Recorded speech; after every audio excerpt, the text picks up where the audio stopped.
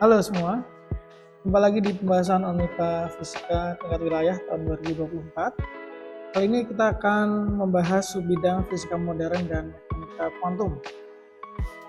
Mari kita lihat soalnya. Soal yang pertama, sebuah cahaya merah dengan panjang gelombang lambda 700 nanometer dan cahaya biru dengan panjang gelombang lambda 450 nanometer memiliki intensitas yang sama.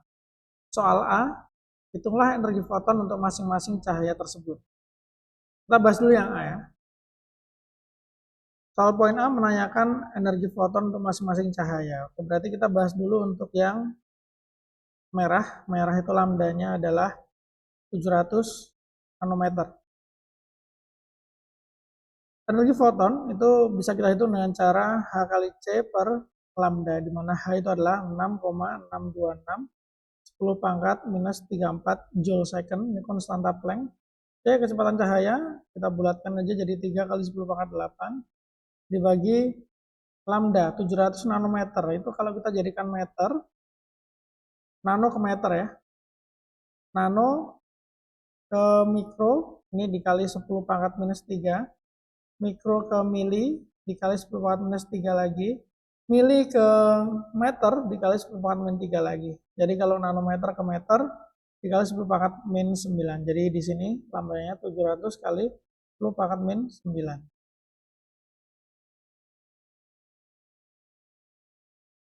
Nah, tinggal kita hitung saja. Kalau dari sini, energi foton dari sinar merah adalah sebesar 2,84 kali 10 pangkat minus 19 joule. Ini energi foton dari sinar merah ya. Sekarang kita lanjutkan untuk sinar biru.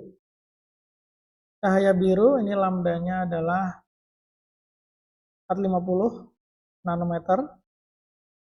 Kalau kita jadikan meter, ini adalah dikali 10 pangkat min 9, gini ya. Rumusnya sama, kita pakai energi foton sama dengan Hc per lambda, H konstanta Planck, C kecepatan cahaya, tinggal dibagi lambdanya ya. Dari sini kita bisa dapat energi foton cahaya biru adalah 4,42 kali 10 pangkat minus 19 joule. Oke, soal A beres. Kita menuju ke soal B. Ya, soal B ini, jika cesium atau CS mempunyai ambang energi atau fungsi kerja 2,14 eV, apakah akan terjadi efek fotolistrik untuk kedua lubang tersebut atau salah satu saja atau keduanya tidak mampu menghasilkan efek fotolistrik? Oke, syarat terjadinya efek fotolistrik itu adalah energi foton yang masuk harus lebih besar daripada W atau fungsi kerja. Ini ya. Nah, sekarang energi foton masing-masing kan, masing-masing sinar, merah dan biru sudah kita hitung di poin A ya. Tapi satuannya ini joule.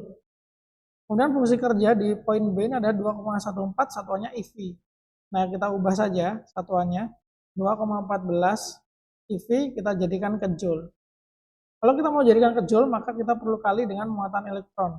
2,14 kali muatan elektron itu 1,6 kali 10 pangkat minus 19. Nah, ini nanti jadinya joule. Kita hitung saja. Ini hasilnya 3,424 kali 10 pangkat minus 19 joule. Nah, kalau dari jawaban poin A yang memiliki energi lebih besar daripada fungsi kerja cesium adalah biru. So, kesimpulannya adalah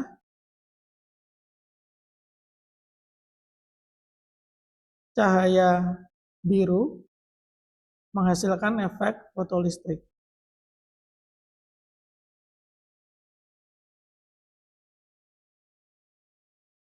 Sedangkan cahaya merah tidak.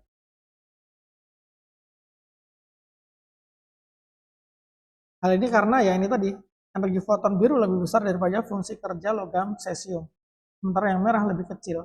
Nah, yang lebih besar dia akan menghasilkan efek fotolistrik. Oke, soal nomor 1 beres. Kita lanjut ke soal nomor berikutnya.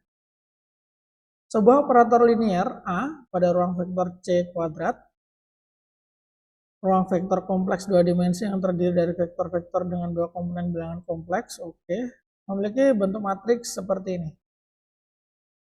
Tentukan nilai rata-rata yang diharapkan dari hasil pengukuran sebuah observable pada sistem kuantum yang diwakili oleh C dari operator A. Oke, baik, definisinya dulu ya.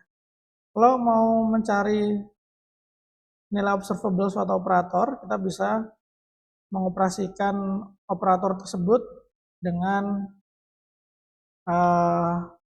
psi, bracketnya psi, jadinya seperti ini. Oke, nah psi yang belakang ini bentuknya adalah kolom, sementara psi yang depan bentuknya adalah baris, komponennya sama. Jadi kalau kita tuliskan dalam bentuk matriks, yang kiri ini jadinya 1 I dikali matriks 3 min I 2 I 4, dan yang belakang bentuknya kolom 1 I kayak gini. Ini kita operasikannya dari belakang ya, karena yang bisa dikalikan itu yang memiliki jumlah baris yang sama. Sorry, sebelum kita hitung ya, ini ada sedikit yang perlu dimodif.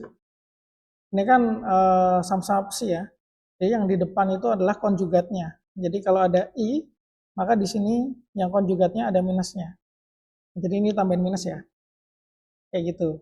Nah, habis itu yang bagian ini baru kita operasikan. Kita gini aja. Pertama,